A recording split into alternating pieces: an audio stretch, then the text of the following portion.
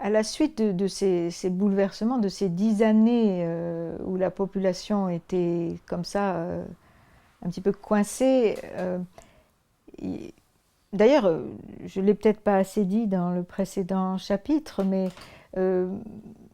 bien sûr que la population locale a souffert de ces 10 années.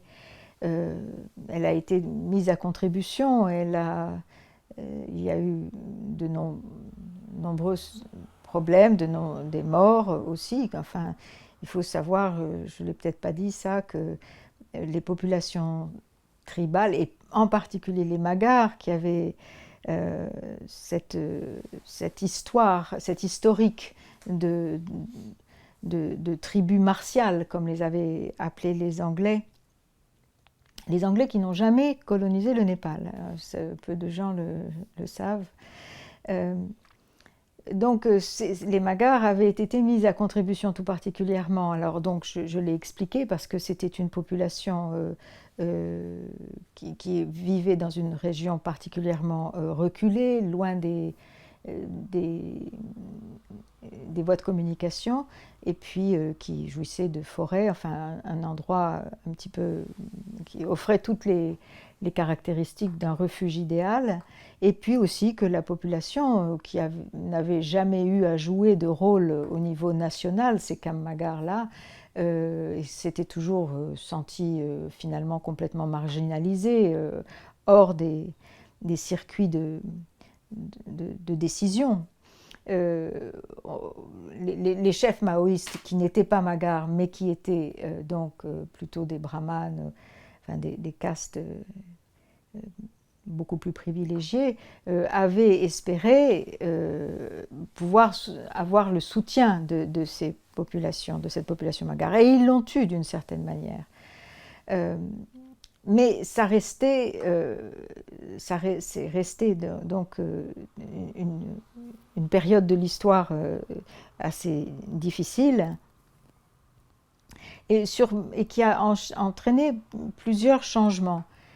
Parmi ces changements, il y a eu aussi des changements, enfin, c'est pas à moi de dire si c'est positif ou négatif, mais il m'a semblé en tout cas que je placerais ça plutôt d'un côté positif, enfin, c'est que les Magars se sont sentis quand même plus concernés par ce qui se passait au niveau national et ont eu une conscience politique. Il y a eu véritablement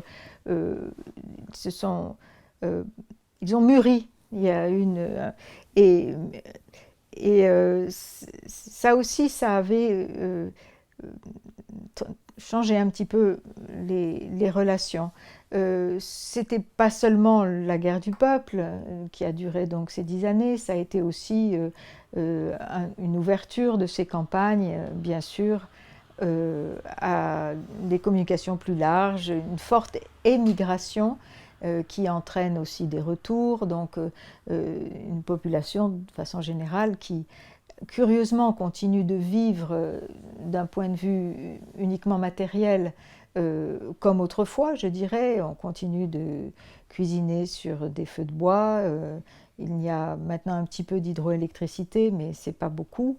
Il n'y a pas encore trop de télévision, en tout cas jusqu'à il y a 2-3 ans, il y en avait peut-être 2 dans le village de 3000 personnes que je connais. Bon, bien sûr, ces choses-là viennent ensuite très très vite, mais disons que il y avait peut-être un assez gros écart entre, je dirais, leur vie quotidienne, matérielle, et l'ouverture générale des gens.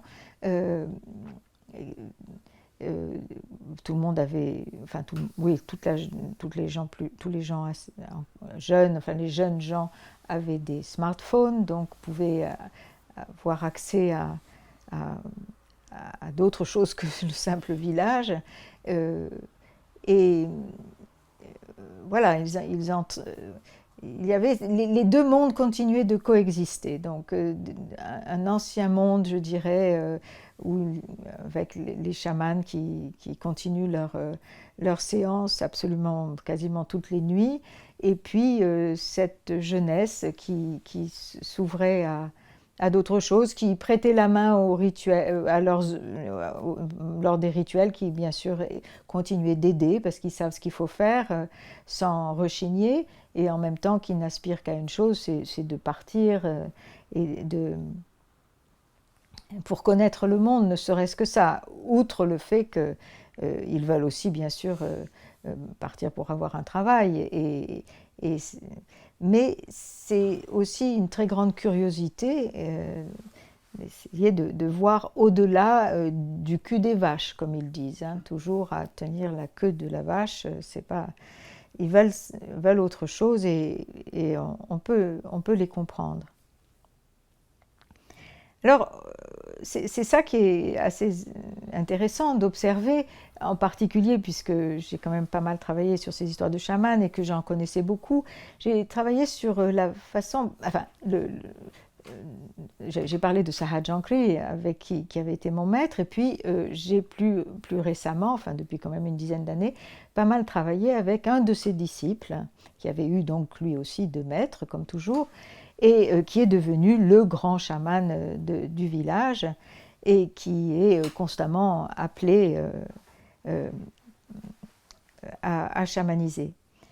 Il a des disciples, et parmi ces disciples, il y a eu beaucoup de femmes. D'ailleurs, sur ce point, je voudrais dire quelque chose d'étrange qui s'est passé pendant l'insurrection maoïste, pendant ces années de duresse.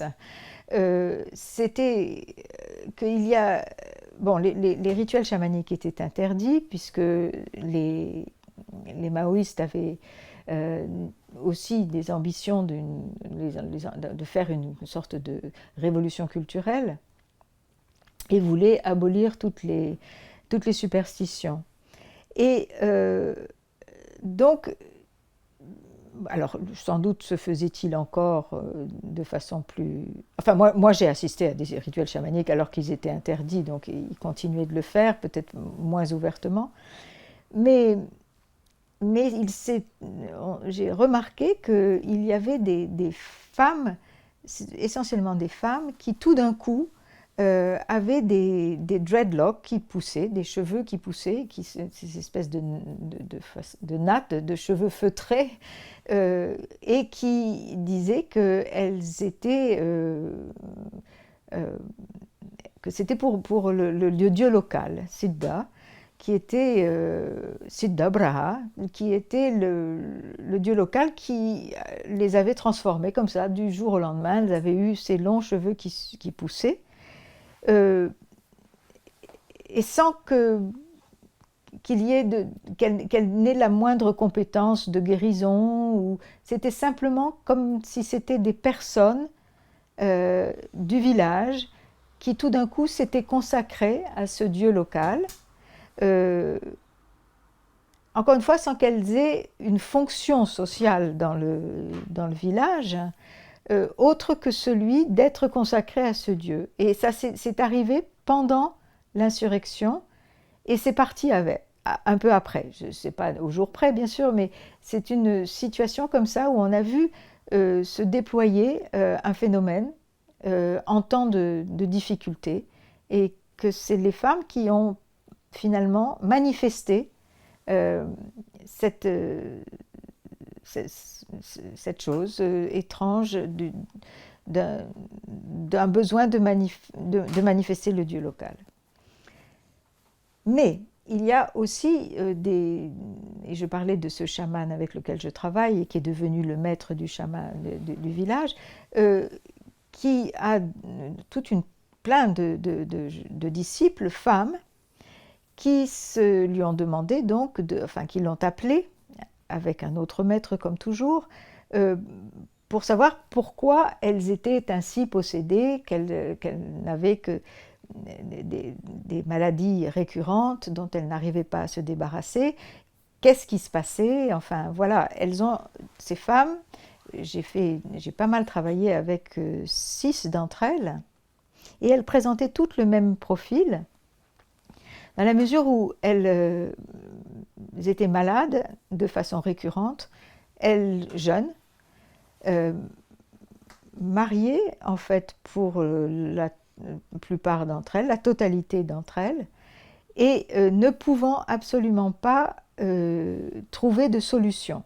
Les maris les encourageaient à aller, enfin, se débrouiller pour les emmener jusqu'à l'hôpital, qui est, voilà, qui est quand même pas tout près, qui représente des frais, mais il y avait un effort de fait pour les soigner selon les méthodes allopathiques, enfin modernes, sans succès. Et ces femmes ont fini par être diagnostiquées par le chaman comme étant devant être, enfin, des réincarnations d'ancêtres chamans. Ramapuransan est un homme, mais Ramapuransan peut se réincarner dans des femmes. Et à ce moment-là, les femmes deviennent Ramapuransan, c'est-à-dire qu'elles portent le pantalon, le costume exactement comme les hommes. Leur costume est exactement le même. Et j'ai même remarqué des choses qui feraient frémir tous les hindous bien pensants. C'est que j'ai déjà vu une femme qui avait ses règles, qui le remarquait en mettant son pantalon, parce que les chamans s'habillent devant tout le monde, hein, c'est en soi une sorte de rituel, qu'elle avait ses règles. Donc elle se rend compte en mettant son pantalon, puisqu'il y avait du sang, qu'elle avait ses règles, et qu'elle traitait ça par le mépris, sans essayer ni de le cacher, ni quoi que ce soit. Ce qui est effectivement une situation de pollution totale, normalement. Donc il y a voilà. Et ce que je voulais dire en mentionnant ces femmes, donc c'est une affaire d'il y a dans les 5-6 dernières années, elle ne voulait pas devenir chamane, elle voulait tout faire pour éviter de l'être, mais comme l'une d'entre elles me l'avait dit de façon particulièrement claire, elles étaient obligées parce qu'il n'y avait pas d'autre option. Comme si dans leur village, il n'y a pas d'autre option culturelle, finalement, que celle-là. Ou bien elles étaient dédiées donc au dieu local, et ça n'a été que pendant une dizaine d'années, ou bien il fallait qu'elles passent par cette initiation chamanique et qu'elles montent à l'arbre. Ce qui représente à chaque fois quand même une grande cérémonie, beaucoup des coups. Il faut inviter beaucoup de gens, préparer beaucoup d'alcool, préparer des animaux sacrificiels, etc. C'est un long processus. Alors, elle se pliait à cette obligation, puisque c'était la seule façon pour satisfaire les ancêtres qui les tourmentaient. Mais une fois consacrées, une fois qu'elles avaient incarné l'ancêtre, elles se refusaient à apprendre les chants. Et Jode Jankri, donc ce chaman avec lequel je travaille, le disciple de Saha Jankri, se lamente évidemment qu'elles n'apprennent plus les chants. Et j'ai essayé de comprendre pourquoi, et leur réponse était très simple. C'était, si on apprend les chants, on va être appelé toutes les nuits à chamaniser, et on ne veut pas. On va être appelé à guérir, et ça, on ne veut pas. Donc, il y a là en train de se faire quelque chose d'assez important, parce que quand même, tous ces rituels de guérison sont fondés bien sûr sur un acte rituel, mais qui est intimement associé à des chants qu'on chante toute la nuit, que le chaman chante toute la nuit. Et c'est vrai que si les femmes refusent de chanter, eh bien, la tradition va tomber. Et elles le savent bien, mais elles disent que c'est absolument impossible. L'argument que toutes présentent, c'est que si elles se décident à chamaniser, plus personne ne s'occupe des enfants, qu'elles sont fatiguées, qu'elles ne peuvent pas boire parce que tous les chamans boivent. C'est vrai que ça implique quand même une certaine mise en forme, ils boivent pas mal. Et voilà, donc elle participe aux grandes cérémonies collectives qui sont les anniversaires des journées, enfin chaque chaman célèbre une sorte d'anniversaire de son jour de naissance en tant que chaman tous les 3 ans à peu près. Ça s'appelle des beaux chénés ou des poum chénés. C'est une sorte de revitalisation du corps du chaman qui est compris comme s'épuisant à devoir combattre les esprits finalement et il doit réveiller cette alliance avec son épouse spirituelle, son épouse, la fille de la forêt, de façon assez régulière. Et lors de ces grands rassemblements de chamans, les femmes y vont et elles chantent elles passent la nuit qu'il faut, elles le font. Mais sinon, elles refusent d'apprendre les chants. Et c'est vrai que là, on assiste à nécessairement une transformation et le chaman maître en est bien conscient et qui se désole de ça. Par ailleurs, il y a concurremment à cette tendance, d'ailleurs c'est assez intéressant de noter que comme ça, en invoquant leur vie quotidienne de maîtresse de maison qui ne leur permettent pas de chamaniser, les femmes, une fois de plus, transgressent la règle et les chants, je n'ai pas pu raconter tous les chants, mais ont un trait récurrent aussi, c'est que les femmes en général, dans ces chants chamaniques, transgressent les règles. Elles transgressent les règles et c'est par la transgression qu'elles créent des choses nouvelles. Par exemple, un personnage, c'est une longue histoire, mais une des héroïnes mythiques, une certaine Somarani, ramène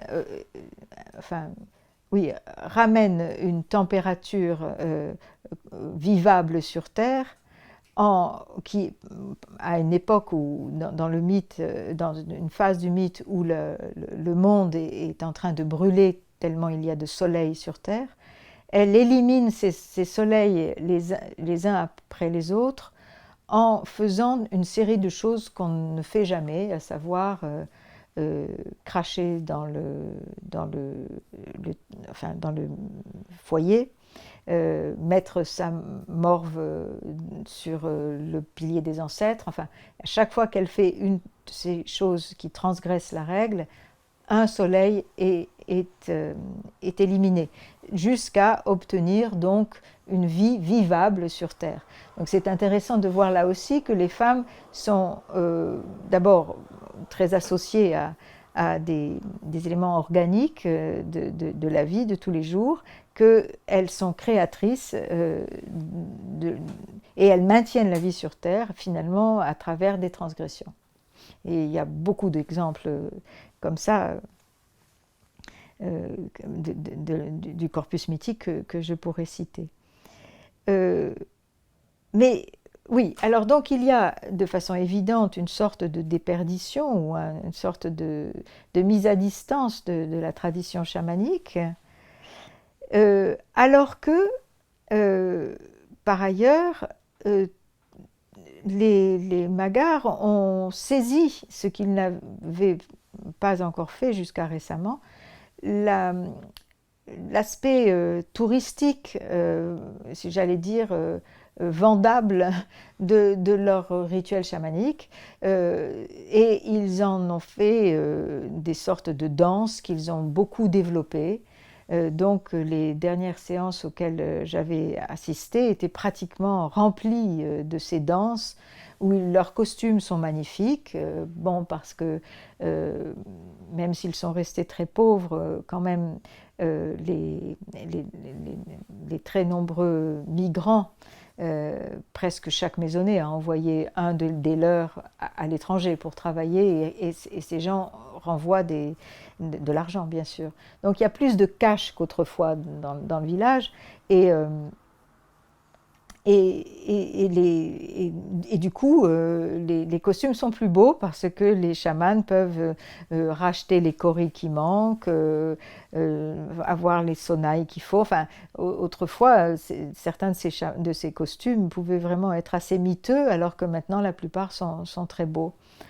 Euh, donc, oui, pour revenir à ça, donc la deuxième tendance, c'est une sorte de réflexion sur le fait que leur tradition chamanique, vis-à-vis de laquelle ils n'avaient pas encore de distance, là, ils commencent à en avoir et ils essayent d'en tirer un peu un parti, je dirais, pour ben, attirer les touristes ou se mettre en valeur en tant voilà, de mettre le chamanisme en tant que comment dire, très culturel, particulier, particulièrement intéressant et revalorisant, je dirais. Et ça, c'est très récent. Donc on assiste quand même à un début voilà, de réflexivité par rapport à cette tradition qui n'existait pas encore certainement pas au début quand j'ai commencé à travailler dans ces villages.